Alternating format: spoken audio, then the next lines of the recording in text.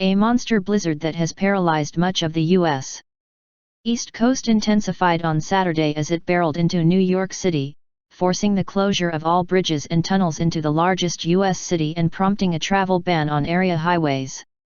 At least 13 people have been killed in weather-related car crashes in Arkansas, North Carolina, Kentucky, Ohio, Tennessee, and Virginia, and a 14th person died of a heart attack while shoveling snow in Maryland. After dumping nearly 2 feet of snow on the Washington, D.C., area overnight, the storm unexpectedly gathered strength as it spun northward and headed into the New York metropolitan area, home to about 20 million people. By Saturday afternoon, forecasters had bumped their snowfall predictions to up to 30 inches in New York and New Jersey, and snowfall was picking up again in the nation's capital after a mid-afternoon lull.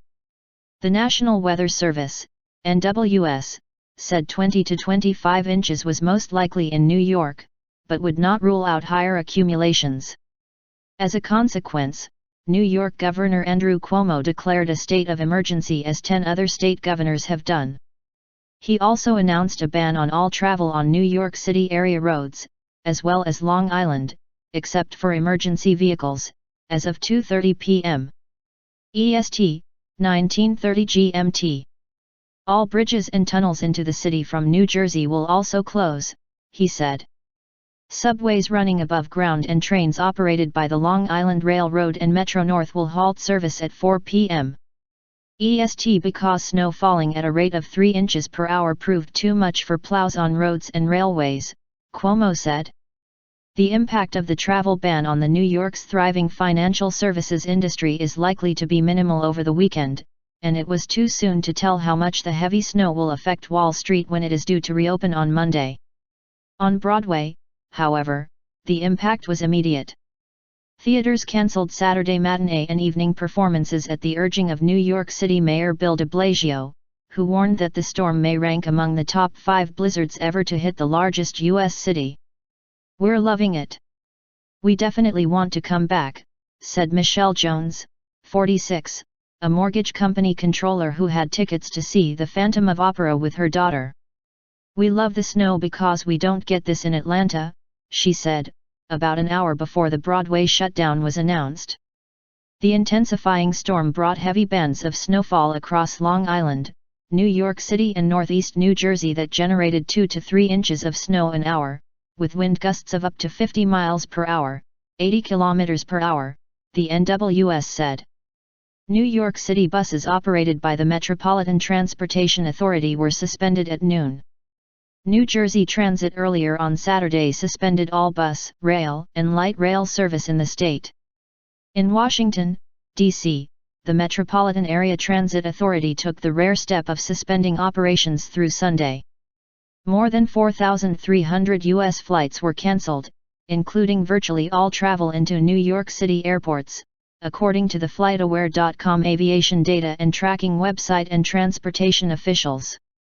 The brunt of the blizzard reached the New York City area after battering Washington, D.C., where snow had piled up outside the White House and across the Capitol. "Our message, and we need the public to listen, is to stay home and to stay off the streets. That includes people who are attempting to drive, but it also includes people who are walking," said Washington Mayor Muriel Bowser. Even so, some residents said they just could not resist seeing famous monuments frosted with snow. "We haven't made snow angels yet, but we're looking forward to doing that in front of the White House," said Robert Bella Hernandez, 38. "We're just going to walk around, see some snow-covered D.C. landmarks. And then when it's unsafe, maybe go back in for a minute." High winds battered the entire East Coast, from North Carolina to New York, reaching 70 mph in Wallops Island, Virginia, late on Friday, whipping up the tides and causing coastal flooding, said meteorologist Greg Gallina of the National Weather Service.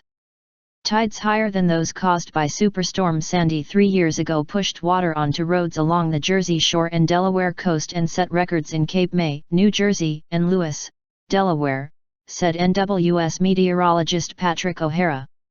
A high tide of 8.98 feet, 2.74 m, was recorded at 7:51 a.m. EST on Saturday at Cape May, slightly higher than the record of 8.9 feet previously set by Sandy on October 29, 2012. A high tide of 9.27 feet was recorded at Lewis, higher than the 9.2 feet high tide recorded in March 1962.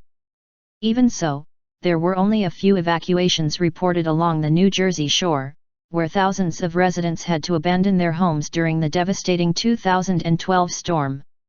The barrier islands near Atlantic City were experiencing significant tidal flooding, said Linda Gilmore, the county's public information officer.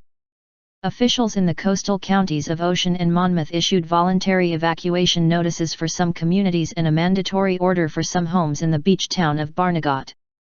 The next high tide, due at about 7 p.m. EST, is expected to be higher than usual because of the full moon, elevating the concern of residents in vulnerable areas.